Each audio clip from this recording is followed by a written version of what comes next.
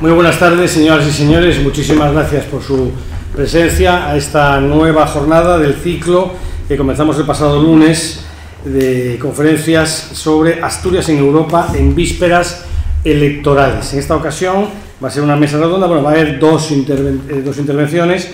El título genérico es Retos de la Unión Europea para los próximos 5 años, tras una legislatura complicada. La primera de las ponentes es Susana del Río Villar, doctora en Ciencias Políticas, experta para la Comisión de Asuntos Constitucionales del Parlamento Europeo, y David Ordóñez Solís, doctor en Derecho, magistrado y miembro de la red de expertos en Derecho de la Unión Europea del Consejo General del Poder Judicial. Para presentar a cada uno de los ponentes, yo creo que empezaríamos por los dos. Me acompañan en la mesa, aparte de los ponentes, a los dos extremos de la mesa, los dos coordinadores de estas jornadas, Leopoldo Tolivar Alas, miembro de número de la Casa, y José Ramón Patterson, miembro también de la Casa. Y yo le pasaría, para presentar a Susana del Río Villar, la palabra a Patterson, José Ramón Patterson. Como saben ustedes, y es regla habitual en esta casa, al término de esta sesión quedará abierto el momento del público para formular cualquier pregunta, cuestión, para compartir con nosotros cualquier tipo de reflexión, al término, ya digo, de la intervención de los dos ponentes de esta tarde. Como digo, para introducir a la primera de las ponentes, le doy la palabra a José Ramón Patterson. Cuando quiera.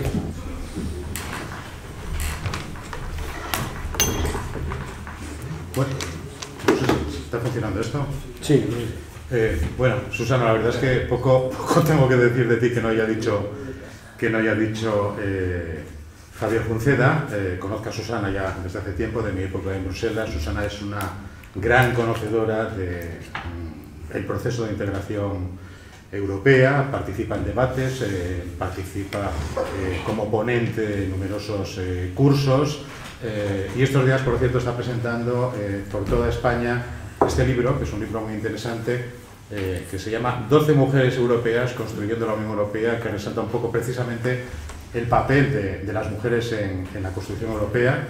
Un libro que surgió además de una charla que dio en Villaviciosa, en la que la alentaron a escribirlo, y bueno, aprovechando ese amor que ella tiene además por Villaviciosa y por Asturias, porque su padre es asturiano, pues la hemos traído aquí para que nos ilustre un poco con qué nos podemos encontrar junto con David Ordóñez a partir del próximo 9 de junio, que, como saben todos ustedes, se celebran en España las elecciones europeas.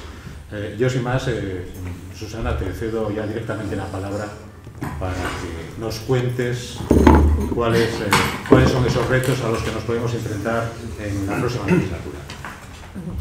Bueno, en primer lugar, muchísimas gracias por la invitación. Es todo un honor estar aquí en el Real Instituto de Estudios Asturianos, la tierra de mi padre. Él estaría hoy muy orgulloso de que esté aquí en Oviedo con todos ustedes, con vosotros.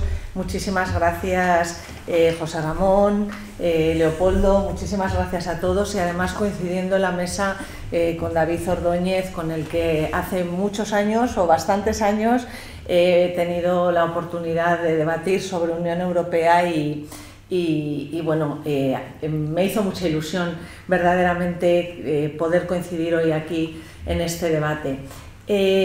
Vengo, como bien dice José Ramón, pues he estado en Madrid. El día 8 fue la presentación del libro 12 mujeres europeas en el Instituto de España. El día 10 en el Ateneo de Valencia con Esteban González Pons. Ayer en Granada, y hoy estoy aquí en esta conferencia. No sé cuánto tiempo tenemos, más o menos, 20 minutos. Vale, perfecto. Bueno, atendiendo al título de esta ponencia, estamos, como siempre se suele decir, ¿no?, que cuando llegan elecciones europeas, que estamos en un tiempo decisivo, que estamos en una etapa determinante. Se suele decir siempre, es verdad, son muy importantes las elecciones europeas. Todos sabemos que todo viene directamente definido, más del 85% de todo lo que hacemos viene definido desde Bruselas. Y en esta legislatura que vamos a estrenar, en la legislatura 2024-2029, realmente hay temas que yo creo que ni la propia Unión Europea, ni nuestros eurodiputados, ni nuestros comisarios, ni las instituciones europeas, ni los que nos dedicamos a la Unión Europea a analizar, en mi caso, la política europea, sabíamos que iban a suceder. Y todo viene, influido directamente por la llegada del COVID-19, luego, por supuesto, la guerra en Ucrania y antes la salida del Reino Unido con el Brexit de la Unión Europea. Cuando el Reino Unido celebra el referéndum en junio del 2016, el abanico de posibilidades tan igualado, vimos que si hubiesen ido más jóvenes a votar, ese 51-49% de porcentaje de los votos para salir de la Unión Europea, pues realmente, probablemente, si más jóvenes británicos hubiesen ido a votar, se hubiese cambiado ese porcentaje y hoy el Reino Unido seguiría en la Unión Europea. Cuando estábamos todavía zarandeados por lo que fue el órdago de Cameron para, ante su propio partido, convocar un referéndum, llega el COVID-19. La Unión Europea, yo creo que no sabía realmente de lo que iba a saber hacer, de qué iba a ser capaz de hacer, y ahora acabo de llegar en el tren desde Madrid, venía pensando, digo, realmente el tópico de que la Unión Europea y sus respuestas son lentas se ha caído, porque que en un año y poco más de un año la Unión Europea haya sabido desplegar una campaña de vacunación coordinada para todos los ciudadanos de la Unión Europea, para la supervivencia de todos los ciudadanos, sin tener la competencia de sanidad. Como todos ustedes saben, la competencia de sanidad es de cada Estado miembro, es algo extraordinario.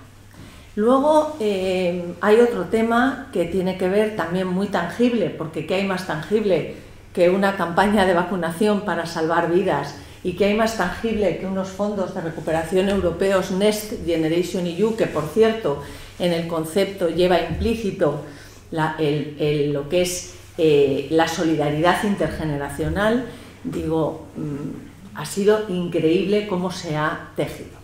A partir de aquí y a partir de los dos vectores de los fondos de recuperación europeos Next Generation EU, Pacto Verde Europeo y digitalización, se han venido dando una serie de programas que se han ido aunando, uniendo a lo que la Unión Europea tiene que saber hacer, por ejemplo, en relación a lo que ha tenido que reflexionar en relación a la guerra en Ucrania, en relación al despertar geopolítico de la Unión Europea, en relación a lo que significa que tengamos en nuestro continente europeo una guerra con tanto sufrimiento y al mismo tiempo a las puertas de las fronteras de la propia Unión Europea.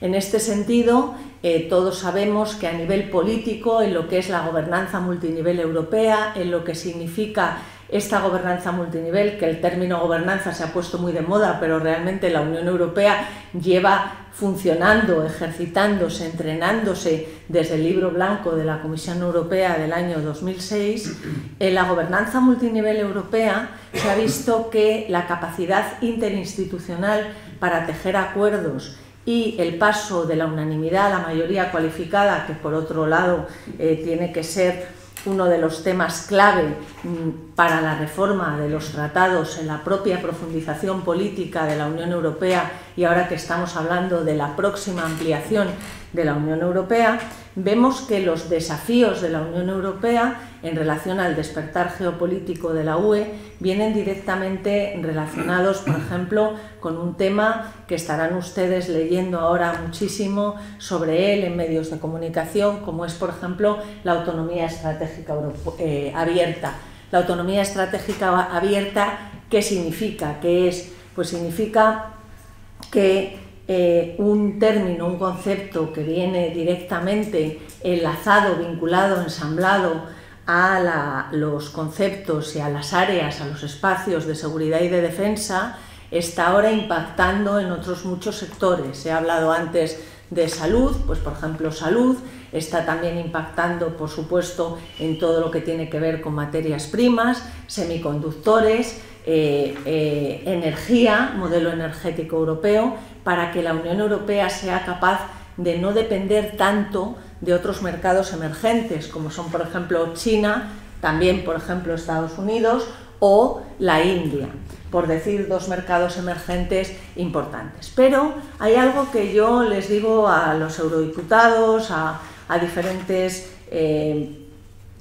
diferentes instituciones europeas, Comisión, incluso Consejo Europeo, y es que realmente la Unión Europea tampoco puede ser completamente, no lo va a conseguir, pero tampoco es necesario ni sería realmente bueno que fuese completamente independiente. ¿Por qué? Pues porque la interdependencia en el mundo en que vivimos, en el tiempo en que vivimos, además de ser prácticamente imposible, tampoco podemos quedarnos aislados. Tenemos que también saber, en ese equilibrio en el que también consiste la propia UE, pues saber movernos para no ser completamente independientes, pero tampoco ser tan dependientes, porque hemos visto, como he dicho antes, con la llegada del COVID-19, estamos viendo ahora con la guerra en Ucrania, que la Unión Europea tiene que ser capaz, por ejemplo, de tener sus propios chips. De hecho, Ursula von der Leyen, la presidenta de la Comisión Europea,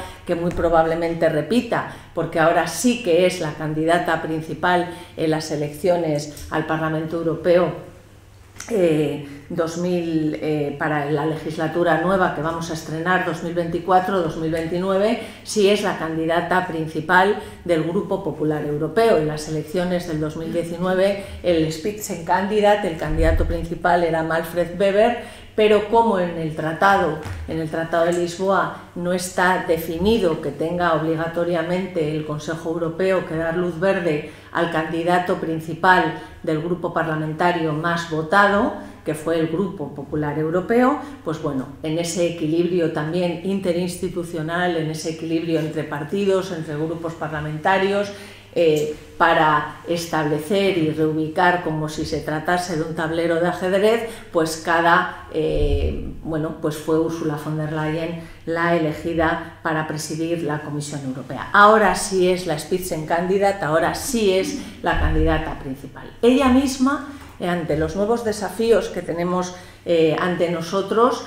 para hablar de esta legislatura que hemos pasado tan de catarsis y comenzar la nueva legislatura con los grandes retos de la UE en el mundo, en el tablero geopolítico, en el tablero geoestratégico, la propia Ursula von der Leyen ya ha hablado de propulsar la industria armamentística de la Unión Europea, de propulsar un ejército europeo, de propulsar todo lo que tiene que ver con la defensa y seguridad común. ¿Por qué? Pues porque no nos gusta decirlo, pero es que tenemos una guerra en Ucrania y tenemos también fuera de nuestras fronteras y del continente europeo, pero tenemos también una guerra en Gaza que sin ninguna duda también influye e impacta a nivel geopolítico.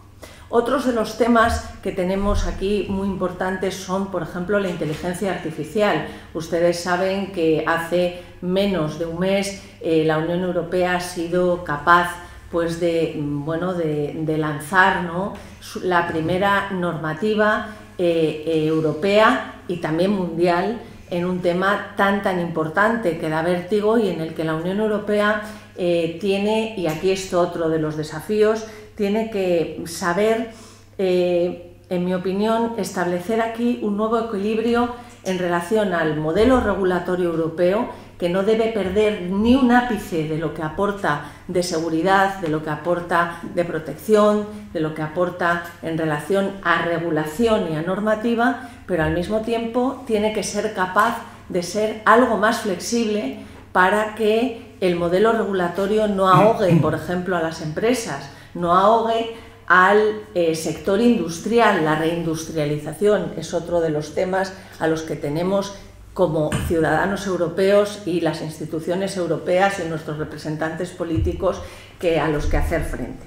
Luego, por supuesto, está el Pacto Verde Europeo y la digitalización, es decir, las dos transiciones, la ecológica y la digital, y para mí el gran reto, la gran conquista, lo he dicho estos días en varias entrevistas, este fin de semana sale otra, pues lo he comentado en El Independiente, en El Español, en El Mundo, este fin de semana va a salir también, que realmente para mí el gran logro, el gran reto es la doble transición ecológica y digital, cómo conseguirla, porque aunque parece que son independientes, no lo son tanto. De hecho, lo hemos podido ver, por ejemplo, los agricultores, cuando han estado en Bruselas ahora con sus tractores, pues podemos ver que hay ganaderos, hay agricultores que dicen, bueno, pues nuestro ganado, por ejemplo, los agricultores lleva ya con el chip puesto mucho tiempo para todos los temas que tienen que ver con vacunación, con virus, etcétera. Pero si luego lo que es la cobertura tecnológica no tiene una cobertura ni del 5G ni del 4G, el 5G, y no pueden esos datos luego en un momento dado pues poder difundirlos y poder conectarlos, pues realmente esa transición ecológica y digital tienen, como digo, que ir de la mano. Otro de los temas, he hablado de reindustrialización, he hablado de autonomía estratégica abierta, he hablado de Unión Europea de la salud, he hablado también de todo lo que tiene que ver con la inteligencia artificial en relación a normativa, todo ello en el marco de un modelo regulatorio europeo que, como digo, tiene que saber equilibrar, no perder un ápice, porque lo necesita el mundo, de la seguridad que imprime la Unión Europea en relación a normativa, pero sí flexibilizar para los sectores como puede ser el tejido productivo o el área, el espacio empresarial europeo. Pero todo esto no se puede dar, antes lo he apuntado, si realmente no se lleva a cabo una profundización política de la Unión Europea, que consiste en que, para adaptarnos a los tiempos, para que la Unión Europea sea realmente un actor geopolítico en el mundo en el que estamos viviendo y en nuestro tiempo, tiene que saber acompasarlo todo, y tiene, por ejemplo, en temas tan importantes como el método de toma de decisión de la Unión Europea, que no haya un bloqueo, por ejemplo, en los consejos europeos, cuando se reúnen los jefes de Estado y de Gobierno, que no haya un bloqueo en la negociación, porque se requiere la unanimidad en algunos temas. Esos temas a veces hacen que la negociación sea difícil y que Estados miembros, como pueden ser, sucedió con la vinculación del mecanismo de condicionalidad para que los países que recibieran, que son receptores todos de fondos de recuperación europeos, para recibir los Next Generation EU tienen que cumplir, salvaguardar el Estado de Derecho. Y ahí sabemos que hubo un ten con ten importante con países como, por ejemplo, Polonia y Hungría. Al final había un plan B, porque los fondos de recuperación tenían que tener su luz verde, y era que si ante una situación de excepcionalidad tan importante como la que estábamos viviendo, si Polonia y Hungría no aceptaban el mecanismo de condicionalidad, es decir, el cumplimiento del Estado de Derecho como base, ¿no?, como regla para recibir los fondos, pues bueno, había un plan B, como digo, ante la excepcionalidad, para que pudiesen recibir los fondos de recuperación los otros Estados miembros de la UE. No fue necesario, porque Polonia y Hungría, los dos países, también querían, por supuesto, tener la oportunidad de recibirlos, y son receptores, y entonces, bueno, no hizo falta, aunque luego ha tenido sus penalizaciones Hungría fundamentalmente en relación a los fondos de cohesión y a los fondos que vienen directamente del marco financiero plurianual 2021-2027. Pero bueno, para retomar lo que estábamos hablando y en relación a esta legislatura de la catarsis Brexit, la secuencia de los cisnes negros, Brexit, COVID-19, guerra en Ucrania, ahora tenemos una guerra en Gaza que repercute e influye en todo. ¿Cuáles son los desafíos? Pues los desafíos en el despertar geopolítico de la Unión Europea y la propia Unión Europea son, como he ido diciendo, la autonomía estratégica abierta, la doble transición ecológica y digital, seguir perfeccionando todo lo que es la ley y la normativa en relación a inteligencia artificial, la primera en el mundo, la europea. Luego también la gran asignatura pendiente del Pacto de Migración y Asilo. Hemos visto que ahora ha habido otro paso más, que durante presidencia española del Consejo de la UE se dio un paso importante. Nunca es un pacto al que las organizaciones no gubernamentales den o aplaudan. ¿Por qué? Pues porque estamos hablando de un tema humanitario, estamos hablando de un tema que duele, estamos hablando de un tema muy importante y que hace sufrir a muchas personas, y un tema que realmente ver que hay personas que tienen que abandonar su tierra, sus países para llegar a la Unión Europea, y que muchos mueren en el mar, y que pues es un tema muy doloroso. Y bueno, yo aquí, por dar un luz o intentar dar luz, a mí me gusta mucho en las 5 reglamentaciones tan importantes, a mí me gusta mucho todo lo que es el programa Talent, ¿no? Que es el programa de formación en los países de origen para que vengan, por supuesto, los inmigrantes de forma legal, lo primero, y para que vengan con una formación que permita realmente que cuando llegan a nuestras fronteras los empresarios, que además necesitan mano de obra, etcétera, puedan realmente bueno, pues estar de una forma, lo primero, legal, y segundo, formada, viviendo en nuestros Estados miembros. Y luego, por último, decir que todo lo que tiene que ver con esa propulsión de la industria militar pues es necesaria. Eso tiene que partir de una diplomacia, en primer lugar, europea. Tenemos a un eurodiputado socialista, Nacho Sánchez Amor, que realmente ha realizado un informe muy importante para que tengamos de verdad una diplomacia común europea, que sea la base luego para todo lo que pueda o no venir después. Y luego, por supuesto, lo digo siempre, tenemos una Carta de Derechos Fundamentales de la Unión Europea con nuestros enunciados de libertad, igualdad, dignidad y solidaridad en el marco de la ciudadanía y la justicia. Está vinculada jurídicamente a nuestro Tratado de Lisboa, no se vinculó jurídicamente en la etapa del Tratado de Niza, el Tratado de la Ampliación, pero como dijo Nicole Fontaine, la presidenta del Parlamento Europeo en aquella etapa, va a ser, dijo ella, la hoja de ruta de este Parlamento. Debe seguirlo siendo. La Unión Europea tiene que seguir ensamblando permanentemente, conjugando y sincronizando los valores que son sus raíces, los derechos fundamentales en la Carta de Derechos Fundamentales, con las respuestas tangibles. Hemos visto estas respuestas tangibles, por ejemplo, en el COVID-19, en la campaña de vacunación, ya lo he dicho, y en los fondos de recuperación europeos, y en el plan REPowerEU y todo lo que está viniendo, el plan de inteligencia artificial, la ley europea de chips y todo lo que va a venir, la autonomía estratégica abierta, todos los pasos que se están dando, pero sin perder nunca, como digo, un ápice de la seguridad de nuestro modelo regulatorio europeo, ni tampoco de nuestros valores. Yo voy a terminar aquí. Y bueno, espero que luego en el debate podamos seguir hablando. Muchas gracias.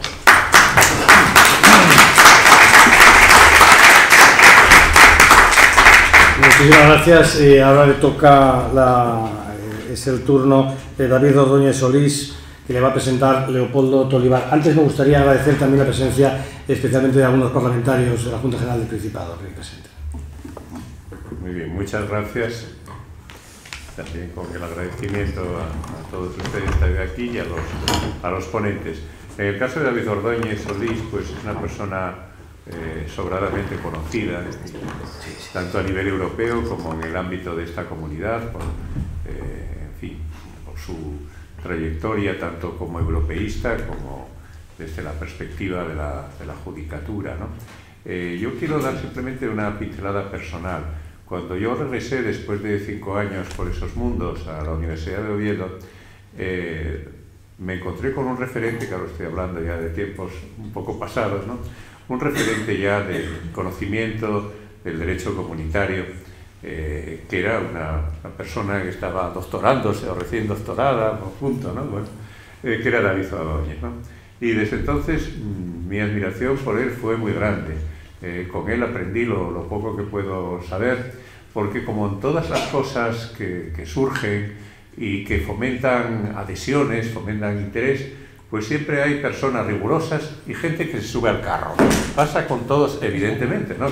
Con todos los valores importantes, loables y demás, que alguno se suma pues, al ecologismo, al feminismo, a lo que sea, ¿no? Y como todo, bueno, pues hay, digamos, pues hay oro y hay cosas que aunque puedan relucir, pues no lo son, ¿no? Y David Ordóñez, pues desde luego es oro molido, ¿no? Es una persona de una gran capacidad creativa e investigadora, ¿no? Luego también, por otras 2 vías, pues lógicamente pues tuve proximidad a él, incluso diré una tercera, una, bueno, pues por su trayectoria como magistrado, actualmente presidente de la Sala de lo Contencioso Administrativo del Tribunal Superior de Justicia, en segundo lugar por ser compañero, como 5 personas que estamos aquí, en la Real Academia Asturiana de Jurisprudencia, y también, que está aquí Rafael Fonseca, porque me permitió ayudarle un poco en el Liber Amicorum que le dedicamos a Rafael Fonseca, que fue un gran libro que además, bueno, pues combina como homenaje al jurista que es Rafael, ¿no? Pues la perspectiva de lo público y lo privado, que por cierto es una cuestión que se desconfía muchas veces, ¿no? Y la verdad es que crear una frontera entre lo público y lo privado es como volver a qué sé yo, al telón de acero, ¿no? Porque es una auténtica barbaridad, ¿no? Por lo tanto, bueno, yo estoy muy satisfecho, quiero agradecerle también la disponibilidad que desde el primer momento José Ramón es consciente, pues nos brindó para estar hoy aquí y junto a Susana además, que se conocen perfectamente y creo que se complementan, y sin más, repito que también mostrándole nuevamente mi gratitud, pues le cedo la palabra. Muchas gracias, gracias a todos, gracias sobre todo al RIDEA, al profesor Leopoldo Tolivar por todo lo que ha dicho, que no es verdad, a José Ramón Patterson como grandísimo periodista, a don Javier Junceda como abogado y también como colega en la academia, y por supuesto a nuestra invitada, que yo vengo aquí un poco de telonero de Susana del Río. Y la verdad es que yo iba a hacer una profesión de fe europeísta, ya tenía incluso mi equipo de fútbol. Es verdad que yo pienso un poco en lo antiguo y solamente son chicos, los cuales tenía la portería Camus, el defensa Marx, Tocqueville, Wittgenstein y Kant, medio, Clarín, Jovellanos, Feijó, Benito, y Montaigne, y delantera Habermas y Ortega, Ortega y Gasset. En definitiva, que podíamos completar efectivamente con las 12 mujeres. Es un poco anticuado, pero me encuentro aquí que estoy viendo en las personas que están aquí en la mesa y sobre todo que me ha venido un poco a la cabeza toda mi trayectoria profesional. A veces bien, para mí siempre me ha ido muy bien, la verdad, porque me he encontrado con gente magnífica, y veo también por orden, y podíamos hacer un equipo, a Ramón Cañal, a Encarna Rodríguez Cañas, a Rafael Fonseca, a Pepe Alba, a Mario Bango. Mario, ¿cuántas veces fuimos a las cuencas a dar alguna conferencia? Ahí nos conocimos, pero estoy hablando de hace 30 y 40 años, con lo cual me siento un poco como un impostor aquí de haber aguantado estos 40 años sin que descubran que debajo no hay nada. ¿Cómo puedo salir de aquí? Pues nada, cuando me preguntaron y me propusieron venir aquí a hablar de las elecciones del 9 de junio en España, 9 de junio de 2024, vamos a elegir 720 eurodiputados y vamos a ser 450 millones de habitantes. Como ya empieza uno a ser antiguo, voy a hacer 5 consideraciones de carácter retrospectivo, las 4 primeras, y prospectivo la quinta, y terminar con una conclusión. Porque mi idea es hablar de las elecciones al Parlamento Europeo 45 años después, vistas por un ciudadano, en mi caso, de la Unión, a hacer un balance de la 9ª legislatura, 2019 a 2024, y cuáles son las ilusiones mías, por lo menos, como ciudadano de la Unión, para la 10ª legislatura, del 2024 a 2029. ¿Qué ocurrió hace 45 años? Que se eligió por primera vez, de una manera democrática, al Parlamento Europeo. Eran 9 países del mercado común, había 410 escaños y una división, un grupo socialista, un grupo popular, un grupo demócrata. Y aquí quiero hacer un recuerdo especial a los 2 presidentes del Parlamento Europeo, que reflejan un poco mi idea de formar ese equipo conjunto y además con dimensión, perspectiva de género, desde luego. Pero aquí han sido 2 varones, y además, en el buen sentido de la palabra, buenos ciudadanos, como era José María Gil Robles y Gil Delgado, el Gil Delgado como asturiano, y Enrique Barón. A los 2 lo conocí, lamentablemente murió ya José María Gil Robles el año pasado, y quiero recordar simplemente una anécdota que me comentaba al saber que era asturiano. No sé si le habrá pasado a Susana, pero la madre, casada con el José María Gil Robles, era asturiana y parece ser que ejercía como tal, y cuando este era niño, y yo creo que de mayor también, y hacía alguna trastada, le decía siempre la madre a él, eso me contaba, dice, «Yes tonto o faiste». Y efectivamente, le aterraba que aquello, el bable para él era cuando la madre se enfadaba y entonces le salía el genio asturiano. Pues este es un poco el ejemplo de lo que ha sido en estos 45 años, y el problema es, cuando hablamos del Parlamento Europeo, es, oiga, ¿cuáles son los problemas que tenemos la gente, las personas normales, los ciudadanos? ¿Dónde están las soluciones? Y lo decía Susana, es decir, los agricultores se plantean, ¿y dónde nos manifestamos para que nos atiendan? Delante de la Junta General del Principado, delante de las Cortes Generales, nos vamos a Bruselas. Yo les diría, id a todas partes, porque están todos implicados. Con lo cual, las manifestaciones, cuando se hace contra la burocracia de la PAC, hay que pedir cuentas a Bruselas, hay que pedir cuentas a Madrid, hay que pedir cuentas a Oviedo.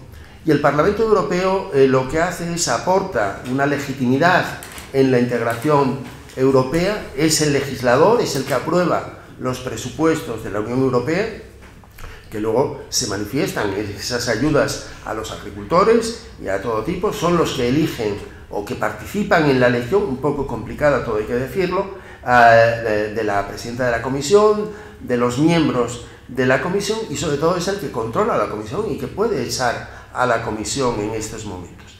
¿Cuál es el balance de la 9ª legislatura? Sería realmente complicado hablar de lo que se ha hecho en los 5 años, y yo lo que quisiera insistir es, y lo ha dicho muy bien Susana, ya no estamos en una integración europea, unas comunidades europeas del mercado único, es algo más. Ya no es mercado único, sino también es moneda única, con lo cual hay que pensar en los bancos, en el Banco Central Europeo, pero también es espacio de libertad, seguridad y justicia.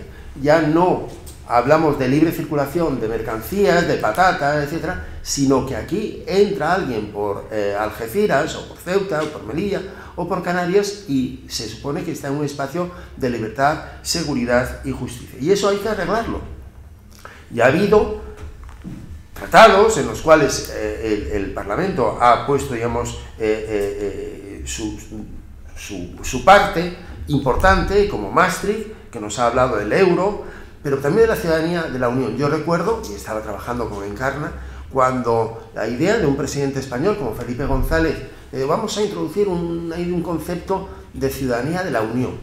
Para los que veníamos de atrás estudiando, decía, eso la verdad es que no tiene mucha sustancia, porque el ciudadano de la Unión es aquel que es nacional de cada uno de los Estados miembros.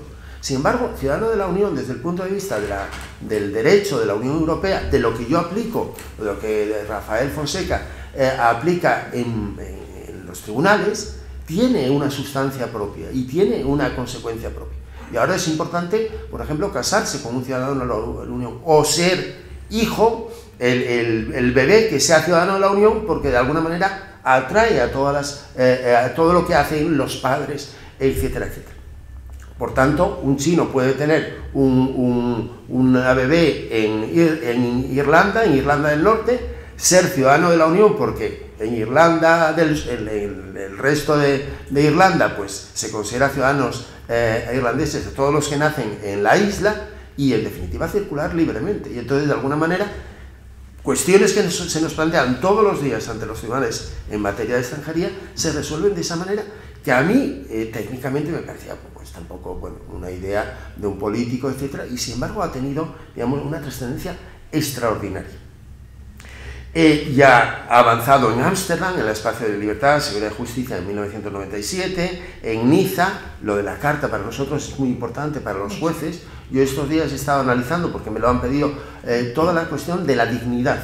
No había tenido tiempo de pararme en la cuestión. La importancia que tiene, por ejemplo, en el ámbito de todo lo que tiene que ver con el inicio de la vida, con el final de la vida, con cuestiones espinosas, pero que tenemos que resolver. Y que de alguna manera en la carta se ha tomado partida, no a la clonación, no a la experimentación, digamos, más allá de la dignidad. O, por ejemplo, la dignidad de la vivienda, lo que implica para los... Es decir, son conceptos. Y aquí mi artículo, como es obvio, mi intervención empieza con un gran defensa, un gran delantero europeo que es Kant. Y entonces tengo que remontarme 200 años atrás para decir, este señor ya nos decía cómo era o qué era eso de la dignidad. En definitiva, yo creo que el Parlamento Europeo ha demostrado en estos 45 años, desde que se eligió por sufragio universal, cómo luchar o cómo ganar espacio propio en el sistema institucional europeo, cómo participar primero en la aprobación del presupuesto europeo y cómo ahora, como comentaré ahora, como colegislador europeo. Es verdad que hay un equilibrio que es necesario guardar con los Estados miembros, sean los jefes de Estado de Gobierno dentro del Consejo Europeo, sean los ministros de cada uno de los países, y es un equilibrio que es digno de tener en cuenta y que ha ido ganando poco a poco ese aspecto. La segunda cuestión es el balance de esta novena legislatura. Ha habido legislaciones estrella en las cuales ha participado el Parlamento Europeo. Y yo creo que siempre le ha dado su punto de vista como ciudadano, como legitimador, para no hacer barbaridades como por ejemplo están haciendo nuestros queridos amigos del Reino Unido en cuanto, por ejemplo, a los extranjeros, pues inventándose cosas, etcétera, con un sistema de control muy al estilo de Montesquieu, otro que también podemos incluir en el equipo de fútbol europeo. Y en definitiva, lo que han hecho, por ejemplo, legislaciones como el reglamento de la Unión Europea, del Parlamento y del Consejo, de octubre de 2022, sobre el reglamento de servicios digitales. ¿Dónde se puede regular? Tendría que haber una regulación más amplia todavía, casi universal. Pero tenemos una regulación europea en la cual ha participado el Parlamento Europeo. O, por ejemplo, lo ha dicho Susana, un reglamento del Parlamento Europeo y del Consejo por el que se establece unas normas armonizadas en materia de inteligencia artificial. Todavía no se ha publicado, se ha aprobado y en breve se publicará en el Diario Oficial de la Unión Europea. Y uno de los aspectos más importantes de este reglamento es humanizar la inteligencia artificial, dar esa dimensión humana, es decir, y que, por ejemplo, para nosotros es muy importante en lo que se refiere al control judicial. O, por ejemplo, ayer mismo se aprobó el paquete legislativo en materia del Pacto de Migración y Asilo. Ayer, después de haberse llegado a un acuerdo entre las dos instituciones, entre el Parlamento y el Consejo, al final de la presidencia española en diciembre, y en abril se aprobó por parte del Parlamento Europeo y acaba de aprobar ayer mismo el Consejo ya definitivamente.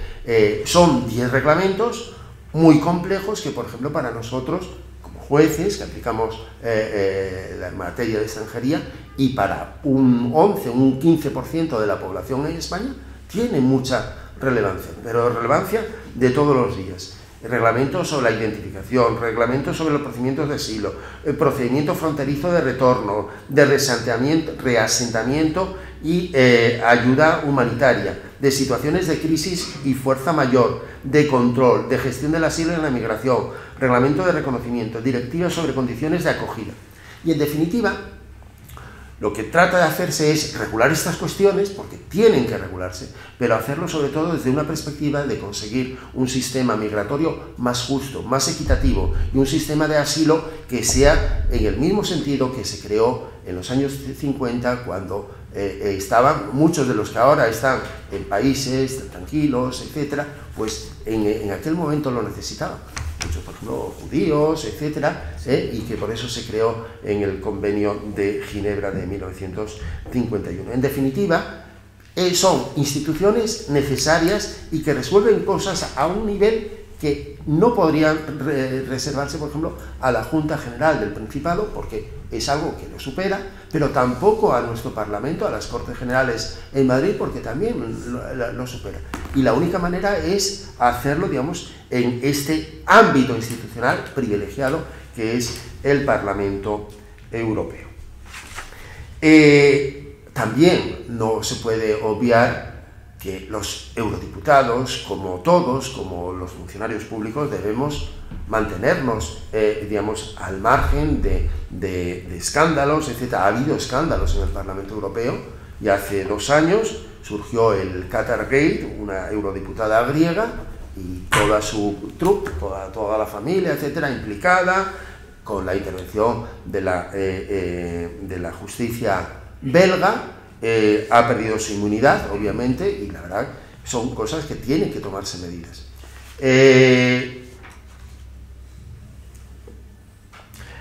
La siguiente cuestión es, ¿cómo veo yo esta 10ª legislatura? Pues veo, no soy adivino, si fuese no me invitaría, ni yo aceptaría tampoco, ser contertulio, porque básicamente lo que hacen es predecir el pasado. Entonces, no les puedo decir, vamos a ver, vamos a votar, estamos todos y cada uno implicados en esa votación, vamos a ver cómo queda, y luego el Parlamento que resulte es el que determinará, a propuesta del Consejo, elegir a la presidenta o al presidente de la Comisión, teniendo, y dice el tratado, teniendo en cuenta el resultado de las elecciones al Parlamento Europeo. Esa es la clave. Y entonces, de alguna manera, responder. Es verdad que hay un equilibrio, no exactamente, no funciona como nuestros parlamentos, el Parlamento Regional, ni tampoco el Parlamento Nacional, pero sí ya le da legitimidad a quien resulte elegido, nombrado presidente o presidenta de la Comisión Europea, con la idea, teniendo bien en cuenta que el Parlamento estará ahí en cualquier momento, la Comisión tendrá una responsabilidad colegiada ante el Parlamento Europeo. Puede haber una moción de censura, de hecho hubo en el 99 algo así, no estaba previsto, con la Comisión Santer, en que se había descubierto que no funcionaba adecuadamente, y se pensaba que en la Unión Europea o en las instituciones europeas no había escándalos. Claro que los hay, y lo que hay que hacer es poner freno a él. En definitiva, como no puedo hacer previsiones, solamente les puedo pedir, vamos a votar y vamos que salga lo que nosotros queramos. En conclusión, las del 7 al 9 de junio, aquí vamos a votar el 9, pero en toda la Unión Europea hay esa horquilla, no son elecciones, como dicen los politólogos, de segunda categoría, son elecciones que importan. ¿Por qué? Porque se decide mucho en Bruselas y en Estrasburgo. En segundo lugar, hay una legitimidad de los parlamentos en la Unión Europea que depende del nivel de gobierno que se adapte. Aquí se utiliza la expresión la subsidiariedad, ¿no? Es decir, ¿qué es lo que puede hacer mejor el Parlamento de Asturias? Pues que no lo haga otro parlamento. ¿Qué es lo que puede hacer mejor en el nivel nacional? Las Cortes Generales en España, la Asamblea Nacional en Francia, etc. Que lo haga. Pero hay cosas también que es necesario que se hagan o solamente podrían hacerse y hacerse bien en el nivel supranacional, en Estrasburgo, en el Parlamento Europeo. En este sentido, quiero hacer un canto y una defensa, y aquí hay parlamentarios y estimables parlamentarios, no podemos vivir o depender de caudillos, por muy democráticos que sean, por muy asamblearios que actúen. Necesitamos reflexión, necesitamos que las cámaras, en todos los niveles, regional, nacional y europeo, se discuta, se hable, etcétera. No ese mesianismo, etcétera, que tan mal resulta, pero que ese hiperliderazgo, que en definitiva es un mal que nos está asolando en todas las democracias actuales, pero hay que, digamos, tener cuidado. También, en tercer lugar, el Parlamento Europeo es el presupuesto. ¿Cuánto, cómo, en qué se gasta el presupuesto europeo? En cuarto lugar, la buena legislación europea. Todo lo que les comentaba antes, asilo, inmigración, inteligencia artificial, servicios digitales. Claro, eso se aprobó ayer, la de asilo, pero hay que aplicarlo aquí. Tiene que haber una buena ley de asilo en España, que no se adapta desde el 2009. Tiene que haber una buena ley de extranjería española, que no se adapta desde el 2001, o se adapta de una manera incompleta, y nos crean verdaderos problemas a los jueces. En definitiva, necesitamos más control, necesitamos más ejemplaridad de los parlamentarios, también nuestra, de los funcionarios, los que estamos aquí y tenemos alguna mínima relevancia pública. Y en definitiva tenemos que estar controlados. Por eso, un poco como es el lema que utilizo para mi vida personal y profesional, es una frase de un predicador, todo se ha dicho, pero a mí me suena bien y me parece que es la esencia de la democracia. El precio de la libertad es la vigilancia eterna. Muchas gracias.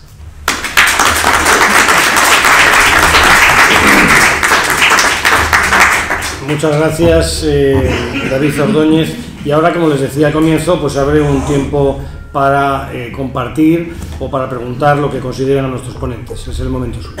¿Me dejas que sea primero yo el que pregunte? Adelante. Tanto Susana como David han mencionado esa palabra que se llama Spitzenkandidat. Para la gente que no lo sepa, el Spitzenkandidat es un invento del Parlamento Europeo en el año 2014. Los tratados de la Unión Europea establecen que el presidente o la presidenta de la Comisión Europea debe salir, o hay que tener en cuenta el resultado de las elecciones, no menciona nada más. Es decir, al presidente de la Comisión Europea lo eligen los jefes de Estado y de Gobierno. En el año 2014, apoyándose en el tratado, el Parlamento convenció al Consejo Europeo y al Consejo de Ministros de que fuese presidente de la Comisión Europea un representante del partido más votado. Cada partido político nombra a su representante. Fue elegido Jean-Claude Juncker, que era en ese momento uno de los representantes, pero eso ocurría en un momento en el que en el Parlamento Europeo había una hegemonía, Partido Popular Europeo, un grupo socialista. Esa hegemonía se rompió en el 2019, perdieron la hegemonía, entraron los liberales y sin el concurso de los liberales ya no sería posible llegar a ningún tipo de acuerdo. Los candidatos que había, cada partido tenía su candidato, no salió elegido ninguno porque al final hubo que hacer esas componendas y salió precisamente Ursula von der Leyen, Josep Borrell cambiando cromos como jefe de la diplomacia europea, Charles Michel, liberal, presidente del Consejo, y David Sassoli, socialista, fallecido, presidente durante la primera parte de la legislatura del Parlamento Europeo. Bien, dicho esto, por explicarlo, ¿qué puede pasar ahora teniendo en cuenta que se espera una atomización muchísimo mayor del Parlamento Europeo que la que se produjo en el año 2019? Y por cierto, no deja de ser paradójico que la candidata del Partido Popular Europeo, Ursula von der Leyen, vaya a ser una candidata que no se presenta a las elecciones al Parlamento Europeo. A ver, yo creo que va a ser la presidenta, que va a repetir, o sea, que Ursula von der Leyen va a volver a ser, creo, si no se produce lo que pasa a veces en Bruselas, en ese reajuste o en ese intercambio de piezas. A ver, Lo que fue bastante, por decirlo de alguna forma, sorprendente es, como muy bien has dicho, José Ramón, y lo que he apuntado, ¿no?, en mi intervención, fue bastante sorprendente que después de haber estado explicando a los ciudadanos que estaban eligiendo al presidente de la Comisión Europea con su voto al grupo parlamentario que votasen, ¿no?, de forma indirecta, pero realmente influyendo en el voto. Estaban eligiendo al presidente de nuestro gobierno europeo, de nuestro ejecutivo europeo. La Comisión, pues bueno, sucedió un tiempo, tú lo sabes bien, lo has comentado, en las elecciones del 2014. Yo recuerdo que después de haber estado explicando qué significa Spitzenkandidat y por qué los ciudadanos con su voto, con el voto al grupo parlamentario del color político que votasen, estaban eligiendo al presidente de nuestro gobierno europeo, hubo ahí un momento en el que parecía que Juncker no iba a salir, al final salió. Con Ursula von der Leyen no sucedió lo mismo. Yo en el capítulo de Ursula von der Leyen, de hecho, explico todo este proceso. No digo que no haya sido o que no esté siendo todavía una buena presidenta de la Comisión Europea, por lo que le ha tocado realmente torear, vamos a decirlo así, durante su presidencia. Ahora sí que es la Spitzenkandidat. Yo creo que el Grupo Popular Europeo va a ser el grupo más votado y creo que sí que van en ese momento, que van en estas elecciones a respetar a la Spitzenkandidat, pero no porque sea la Spitzenkandidat, sino porque, bueno, porque a lo mejor en ese encaje va a volver a suceder que en el equilibrio de poderes y en el intercambio. Luego, por otro lado, también sabemos que, bueno, en la presidencia del Parlamento Europeo se turnan 2 años y medio y 2 años y medio los dos grupos parlamentarios mayoritarios, el Grupo Popular Europeo y el Grupo Socialista. Cuando muere prematuramente David Sassoli, no se sabe quién va a ser. Ya estaba casi cumpliéndose esos 2 años y medio, por cierto. Me gustó mucho David Sassoli, lo digo, cuando murió Camilleri, la frase que dijo de su amigo, ¿no? Las palabras que dicen la verdad tienen un resplandor diferente a todas las demás. Y bueno, y Roberta Metsola surge de una forma bastante, vamos a decir, hasta sorprendente, a presidir el Parlamento Europeo. En los tratados, pues como he dicho, aparece como una recomendación, pero no aparece como una norma. Entonces yo creo que si no se respeta, pues tendrá que haber un momento en el que, entre comillas, no se interfiera, ¿no?, en los ciudadanos, hablando de mayor legitimidad democrática. Yo creo que la Unión Europea tiene una legitimidad democrática enorme, enorme. Y de hecho, cuando estaba comentando David, hablando de José María Gil Robles, el otro día en la presentación del libro con Íñigo Méndez de Vigo, que le apreciaba muchísimo, yo he tenido la suerte de estar también varias veces en Juste con José María, y hablamos de José María Gil Robles. Y bueno, Simone Veil, la primera presidenta del Parlamento Europeo, también está en el libro. Yo recuerdo, y esta es altura de miras, altura política, has comentado, y perdón, que aquí vincule o enlace con algo que has dicho que me parece muy importante. Simone Veil no quiso competir con Louise Weiss, la primera diputada al Parlamento Europeo, no quiso competir con ella para ser presidenta del Parlamento Europeo.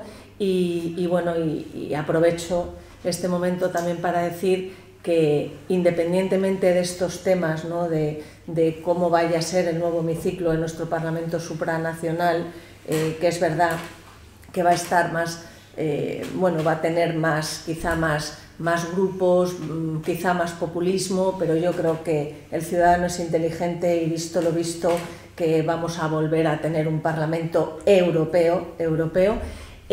La política europea tiene muchísimo que enseñar, a la política nacional, a la política que estamos viendo, por ejemplo, en el Congreso de los Diputados de confrontación.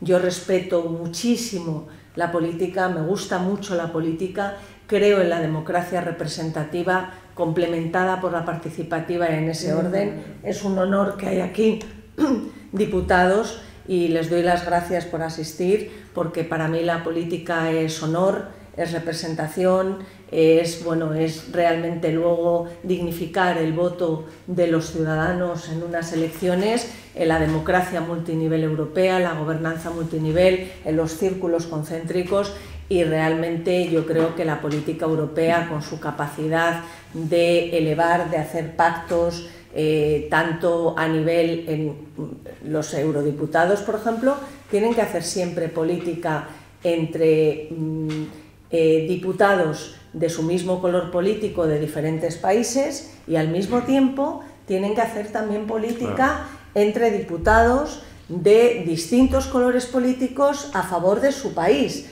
con lo cual su capacidad de hacer política es muy grande.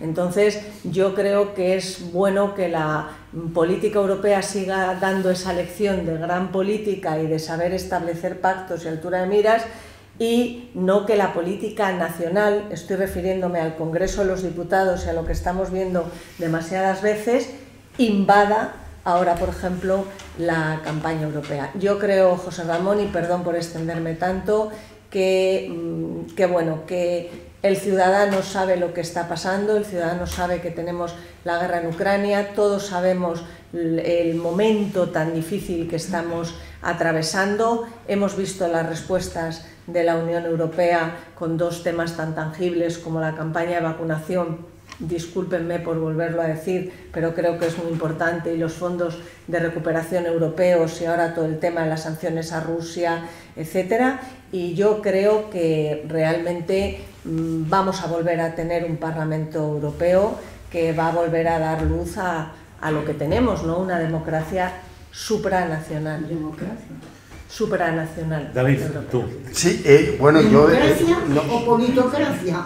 Bueno, pues, no es lo mismo. No es lo mismo. Sí, vamos a dejarlo. Sí. Yo no quería ser descortés con José Ramón, pero el ADN asturiano, además rodeado de los que veo por aquí, a Clarín, etcétera, y además soy nieto de un cazador de osos, de verdad. Probablemente había coincidido con tu abuelo, con el abuelo, el Tolivar, no el de Cabaña Quinta. Y mi abuelo andaba por la zona de Peñamea y estaba convencido de que no se puede vender la piel del oso antes de cazarla. Entonces, ese es mi comentario. Me parecen muy ilustrativas las palabras que comparto en gran medida, pero en lo demás, pues no lo sé. Ya sabemos que el que entra papa sale cardenal. O sea, vamos a ver qué pasa. Y vamos a votar, que es un acto magnífico, merece la pena, y vamos a votar lo que pensemos, lo que queramos, etc. Y entonces, bueno, luego la única cosa que sí digo es que es verdad que es un poquito... que hay un poquito de trampa, ¿no? Que por una parte está el Parlamento, que tiene los votos, etcétera, pero claro, la fuerza que tiene el Consejo Europeo, es decir, los jefes de Estado de Gobierno, es tremenda. Entonces, bueno, pues te pueden meter cualquiera. Entonces, bueno, esas cosas hay que tenerlas en cuenta. Entonces, no me atrevo a hacer predicciones, ¿no? No sabría. Sí, Leopoldo. Sí, ya que hablabas de los montes de ayer y tal, mi hermana y yo somos parientes de Xoanón de Cabaña Quinta. Ah, pero gran bañador. Y el ADN lo notáis, me imagino, ¿no? Sí, ahora que hay tantos osos otra vez, pues sí. No, bueno, al hilo justamente de la intervención de Susana, me gustaría que ofreciera su opinión, que su opinión, ya que tenemos aquí a una europeísta asturiana, pero ex candidata del partido de Emma Bonino, con quien tiene una gran relación, que dieras tu opinión, María Jesús. Hola, bueno, pues yo me pongo en pie, estoy sentada. Por favor. Gracias, Leopoldo. Yo, me llamo María Jesús de la Grana González, he nacido asturiana en un pueblo de 3 casas que se llama Fuejo, en el Alto de la Cabruñana, y por vicisitudes de la vida me casé, este señor que está aquí es mi marido, me fui a vivir a Roma y soy ciudadana italiana. He hecho el doctorado en la Universidad La Sapienza de Roma, después de Madrid he hecho una tesis de Derecho Comparado, y hemos vivido en Inglaterra Inglaterra, ahora desde hace casi 10 años vivimos en Polonia, porque mi marido trabaja para EASA, la Agencia Europea de la Seguridad Aérea, y estamos afiliados ambos al partido Più Europa, Más Europa, con Emma Bonino. Y bueno, el partido me ha concedido el honor de haber sido yo candidata a las elecciones políticas italianas de septiembre del 22. Es un partido pequeño, es un partido que no, bueno, desde luego yo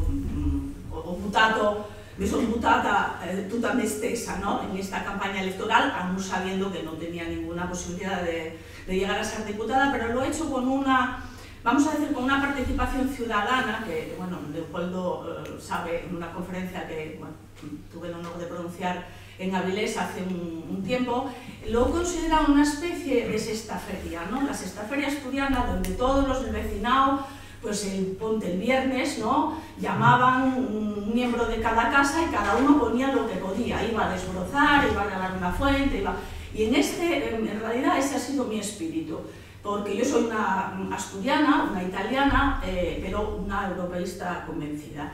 Y ahora mismo la Emma Bonino, que es una señora de gran altura política y moral, ya está ya bastante mayor, pero no obstante ha encontrado la fuerza para, hace un par de meses, lanzar una propuesta en Italia en favor de la idea de la creación de los Estados Unidos de Europa. No sabía que me ibas a llamar en capítulo, Leopoldo, pero yo de todas formas me iba a alzar para hacer una pregunta a los conferenciantes, para preguntarles qué opinan ellos desde su conocimiento en materia, es decir, si la idea de llegar un día a unos Estados Unidos de Europa es una utopía o podría, vamos a decir, concretarse en un tiempo. Desde mi punto de vista sería muy necesario porque la tendencia que ahora mismo hay, un poco a la regresión, ahora mismo en Italia, como saben ustedes, hay un gobierno que decir derecha es decir poco porque es más extrema derecha que derecha.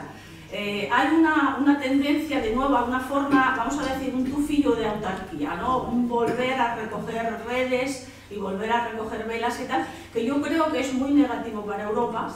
En aquella conferencia contaba una anécdota que me ha sucedido hace muchísimos años, sí, bastantes años en Inglaterra. Estaba invitada en casa de una familia de chinos a cenar y pasando en un pasillo vi un mapa del mundo pegado a una pared y bueno, pasé distraídamente y digo, uy, coño, esto aquí hay algo que no me cuadra. Vuelvo para atrás y en aquel mapa Asia estaba al centro, no la Europa nuestra, la que nosotros desde pequeños hemos visto siempre en las escuelas de pueblo y donde no, Europa, Asia, América, Oceanía. No, allí en este mapa de esta familia, y después he tenido modo de verlo pues, en muchos otros países cuando he viajado en Asia, Asia está al centro. Entonces, desde mi punto de vista, Europa, si quiere poder, como se dice en italiano, tener testa, es decir, poder mantener, aguantar el tipo a toda una serie de problemáticas a nivel mundial, la única manera que, desde mi punto de vista, la única vía posible es esa, la de una mayor integración y la de una tendencia a estos Estados Unidos de Europa. Pero, bueno, me doy cuenta que es complicado y me gustaría mucho saber, bueno, su punto de vista. Muchas gracias. A propósito. Gracias a ustedes. Gracias. Bueno, en primer lugar, enhorabuena por la trayectoria. Estaba pensando, seguramente la conoce o la conoces, a Sofía Corradi. Sofía Corradi, tuve la oportunidad de cenar con ella cuando le otorgaron la Fundación Academia Europea Iberoamericana de Yuste el Premio Europeo Carlos V. Fue la impulsora del programa Erasmus y tuvo, bueno, un acompañamiento estupendo, ¿no? Yo siempre creo en esto, en los hombres y las mujeres que forjan Europa, las mujeres y los hombres. No creo en el feminismo para nada exacerbado ni ridículo, porque creo que somos como sociedad la unión de mujeres y hombres, así está escrito. Ana Isabel, que estaba en Villaviciosa el día en que comenzó a nacer este libro, lo sabe. Yo, vamos, me parece que incluso Simone Weil decía que que no cree en el feminismo. Y ella, menuda mujer tan valiente, etcétera. ¿Por qué? Porque no cree en el feminismo exacerbado. Bueno, pues Sofía Corradi la estaba escuchando porque estudió en la Sapienza en Roma y se fue un año a Estados Unidos y, bueno, pues a la vuelta no le convalidaban lo que había estudiado ahí. Bueno, eso por un lado. Quería comentar esto de Sofía.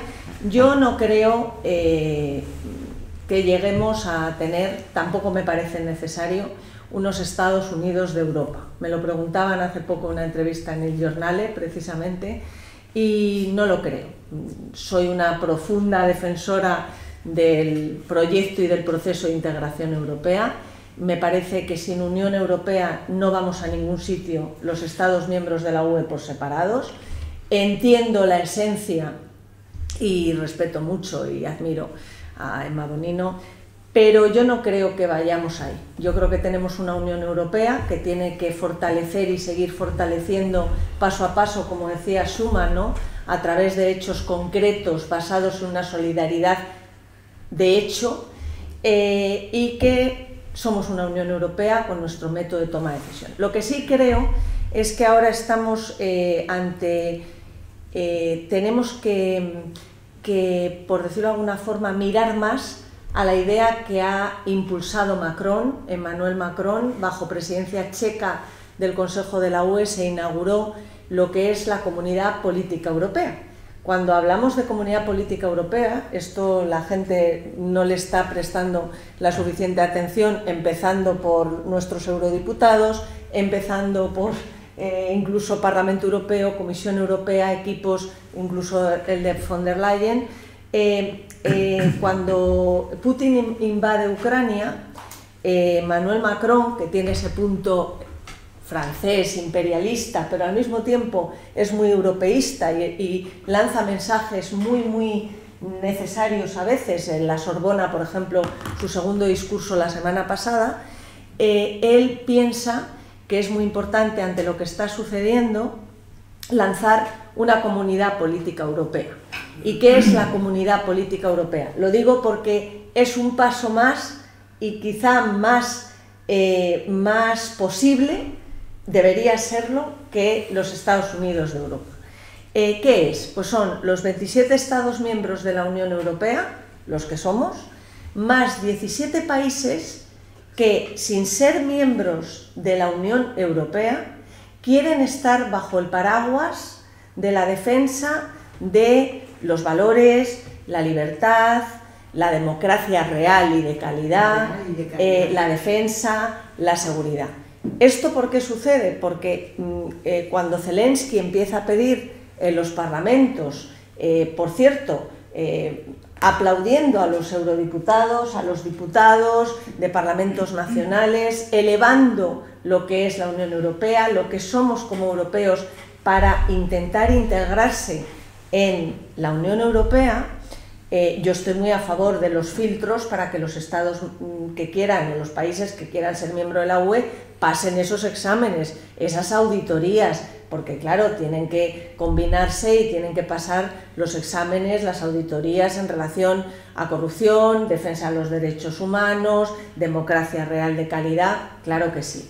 Pero la Comunidad Política Europea, 27 Estados miembros de la UE, más 17 países, que sin ser Estados miembros de la UE quieran estar bajo el paraguas de la libertad, de la defensa de la democracia real de calidad, de la dignidad, de los valores y defenderse unos a otros y protegerse, a mí me parece que en el mundo en el que estamos viviendo, decía Merkel en un discurso, tenemos que tener un ejército europeo, y al mismo tiempo Trump estaba tuiteando, pero ¿para qué un ejército europeo si ya tenemos la OTAN? Y ella parecía que le estaba viendo y decía en el hemiciclo del Parlamento Europeo, complementario a la OTAN. Bueno, pues la Comunidad Política Europea, yo ahora siempre digo que ¿cuál es el poder continental de la Unión Europea? El poder continental de la Unión Europea es Europa. Yo creo que ahora mismo, más allá de los Estados Unidos de Europa, que es una forma, digamos, de ver más federalizante, más la Unión Europea, pero que no necesitamos ir allí, yo creo que sí necesitamos profundizar en lo que es la Comunidad Política Europea, en el poder continental de la Unión Europea, que es Europa, ante todo lo que estamos viviendo, ante la invasión de Putin de Ucrania, ante ese reposicionamiento de piezas a nivel mundial, ante, ¿por qué no?, Estados Unidos, la India, etcétera. Y hay que atender muchísimo, y permítame que se lo diga así, a la comunidad política europea y a la capacidad que puede tener en todo este mundo globalizado que estamos viviendo y en la geoestrategia de nuestro tiempo. Sí, muy brevemente quisiera yo dar el otro perfil, y no coincido exactamente con Susana. ¿Por qué? Por las siguientes razones.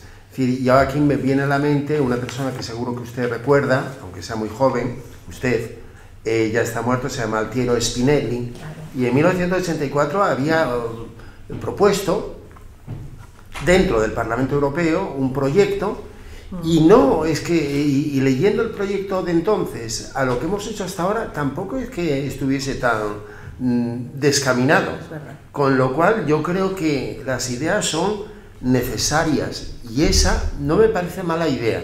Es verdad que es muy complicado hacerlo ahora, y en eso sí coincido. El método comunitario europeo es hacerlo poco a poco, poner el ladrillo, ya tenemos el piso, luego vamos subiendo en el edificio, pero la idea, el diseño, probablemente necesitemos personas como usted o como Emma Bonino y como cualquier político, y además de cualquiera de las ideologías propias de la Unión Europea. Y yo creo que tienen que seguir profundizando en eso y proponiendo.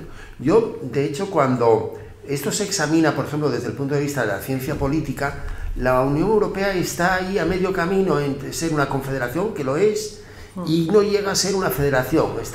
Pero el camino se hará. Llevamos muy poquitos años. No llevamos desde el 51, 52, y bueno, las cosas van saliendo a trompicones, con un paso adelante, dos atrás, cuatro adelante, uno atrás, etcétera. Entonces, yo creo, y le voy a decir una cosa muy sorprendente. Por ejemplo, en el ámbito judicial, la federación o los jueces actuamos ya casi como si fuese esto una federación. ¿Por qué? Lo conozco por razones también personales. Pues bien, me alegro. ¿Pero por qué? Un vínculo mucho mayor en el ámbito judicial. Claro. Judicial. Y entonces nosotros tenemos aquí una autonomía, además somos muy asturianos, muy españoles, muy tal, pero cuando dictamos una sentencia aquí en mi tribunal, por ejemplo, pues atendemos a lo que dice el Tribunal Supremo, que es muy importante, además son más sabios, saben más que nosotros, etcétera. Atendemos a lo que dice el Tribunal Constitucional, que para eso y tal, pero tenemos al lado y miramos también a ver, ¿y qué dice el Tribunal de Justicia? ¿Y qué dice el Tribunal Europeo de Derechos Humanos? Y eso es un sistema federal de tribunales, y funciona razonablemente. Y termino con esto. Por ejemplo, todo lo que es la Carta de Derechos Fundamentales de la Unión, que lleva escasamente 15 años en vigor, no sabe cómo ha cambiado todo esto. Y le pongo algún ejemplo. El derecho al olvido, es decir, que uno entre en internet y siga saliendo una foto de cuando era joven y estaba ebrio o haciendo cosas y tal. Oiga, pues o por ejemplo, el secretario del tribunal que condenó a cadena perpetua a Miguel Hernández. Claro, yo quiero que me quiten la foto mía, pero los parientes piden también que se quiten los datos que aparecen en internet, y entonces buscar ese equilibrio. ¿Quién lo ha hecho? Hasta ahora lo ha hecho nuestros tribunales, como que nos está costando un poquito, y lo ha hecho muy bien el Tribunal de Justicia en esa materia, y entonces está explicando cómo debe hacerse, y le estamos aplicando, por ejemplo ahora lo de los interinos, lo de los interinos, etcétera, con muchos problemas, no vamos a sacar el tema aquí y tal, pues imagínate, todos estamos pendientes de qué va a decir el Tribunal de Justicia de la Unión Europea, etcétera. Y entonces en eso estamos aplicando sistemas judiciales federales. Con lo cual, oiga, sigan ustedes por ese camino, inventen, busquen, que necesitamos creación de ideas, y luego ya tomaremos el camino que se pueda, vendrán otros más prácticos, pero desde luego teóricos los necesitamos, y yo creo que vamos por el buen camino, así que adelante. Yo quiero dejar claro que las ideas, mi tesis doctoral fue sobre participación de la sociedad civil en la Unión Europea desde la CIG 96 hasta el proyecto de Constitución Europea. La primera nota a pie de página, que tiene 1000, es de Altiero Spinelli, y conozco muchísimo a Virgilio D'Astoli. Entonces, yo creo en las ideas, creo de hecho que hay que convocar una tercera Convención Europea, como la que elaboró la Carta de Derechos Fundamentales de la UE, como la que elaboró el proyecto de Constitución Europea. No es el momento ahora, pero habrá que convocarla. Pero realmente creo que hay que volver a situar la palabra Constitución, que bueno, está más cerca del ciudadano, ¿no?, que la palabra tratado. Creo totalmente en crear, en seguir, en las ideas muchísimo. De hecho, recuerdo a Pat Cox, presidente del Parlamento Europeo, citando a William Butler Yeats, premio Nobel de Literatura irlandés, al comenzar, yo estaba allí, la apertura de la convención que elaboró el proyecto de Constitución Europea, que no vio la luz por los noes de Francia y Países Bajos, cuando dijo: he extendido mis sueños a tus pies, camina con cuidado porque estás caminando sobre mis sueños. Yo lo que quiero decir es que creo en las ideas, creo que no se vinculó jurídicamente la Carta de Derechos Fundamentales de la UE al Tratado de Niza, pero está vinculada jurídicamente al Tratado de Lisboa, pero precisamente por lo que ha comentado David, de que ya funcionamos, y menos mal, lo he dicho antes, ¿no?, como con un modelo federalizante, yo creo que ahora mismo los Estados Unidos de Europa tienen que mirar más a esta comunidad política europea, que ha nacido como una idea, pero que nos va a permitir, en el mundo en el que vivimos, desarrollar más lo que somos como Unión Europea y como ciudadanos europeos. Pero vamos, que yo, y David me conoce, creo en las ideas y en desarrollarlas, y van llegando. Estupendo, muchísimas gracias. Estamos ya sobre el tiempo, hay personas, tiene que ser muy breve, tiene que ser una... Perdón, estoy extendiéndome mucho. Sí, señora, por favor. Sí, breve, por favor. Bueno, bien. Muy breve. Buenas tardes. Quise entender de las palabras emitidas por la señora de que los europeos conocemos bien Europa, y yo difiero sensiblemente. Conozco mucho Francia, conozco mucho España, conozco mucho Asturias, y hay gente, sinceramente, que no conoce lo que llaman en Francia la TVA, taxe valeur ajoutée, o el IVA, y no se dan cuenta. Por ejemplo, en Asturias hubo 2 proyectos en los valles del Trubia, de donde soy cronista, que uno ascendió a 1.200 millones de euros, de pesetas, perdón, y otro a 600 millones de pesetas también. Y no saben, cuando dicen, oye, vemos tanto con el IVA, tanto, no saben que fue pagado por Europa. No lo saben. Es que no lo saben, y es un dinero que vino íntegramente de Europa, unos millones que los termino. Es necesaria la formación y la información. Totalmente. Aquí estamos ahora 4 peregrinos, cuando realmente el doctor Alba el otro día hizo una conferencia maravillosa, y de sus trabajos ahora mismo, de sus ponencias, ha sido hermosísimo. Somos 4 peregrinos, no hay medios, mañana no sale nada en el periódico, muy poco, ni radio ni televisión. No estamos ni formados ni informados. Y además del Erasmus, hay otros programas, uno de ellos que he dirigido, he tenido el honor durante 4 años, 2000 a 2004, llamado en el Recite 2, Flumen Atlántica, Recite 2, Flumen Atlántica, que estaba Confolán en Francia, estaba Tevedra en Asturias, estaba Carnota en Galicia y estaba Gois en Portugal. Estupendo. Sí. A ver, muy rápido. Estoy completamente de acuerdo con usted. Tenemos a veces 2 intermediarios, que son los medios de comunicación, que a veces no transmiten en versión europea, y los propios diputados nacionales, no todos, que los debates, pues bueno, no hablan de Europa. A mí me ha pasado, por ejemplo, estar en la Pompeu Fabra en Barcelona hace años, se acababa de inaugurar el nuevo tramo desde Barcelona a Gerona, con muchísimos fondos, millones, que venían de la Unión Europea, y bueno, pues por hacerse a lo mejor la foto tal, estaba ahí puesto los millones de euros que había aportado la UE.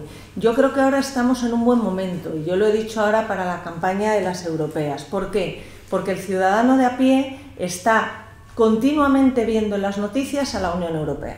Desde el COVID-19, la campaña de vacunación, la guerra en Ucrania, los fondos de recuperación. Entonces, a ver, si estamos ahora entrenados con que estén en los medios de comunicación, de esto sabe muchísimo José Ramón, pues ahora habrá que aprovechar ese tirón, pero efectivamente, bueno, y una asignatura común europea, eso es muy importante desde la educación.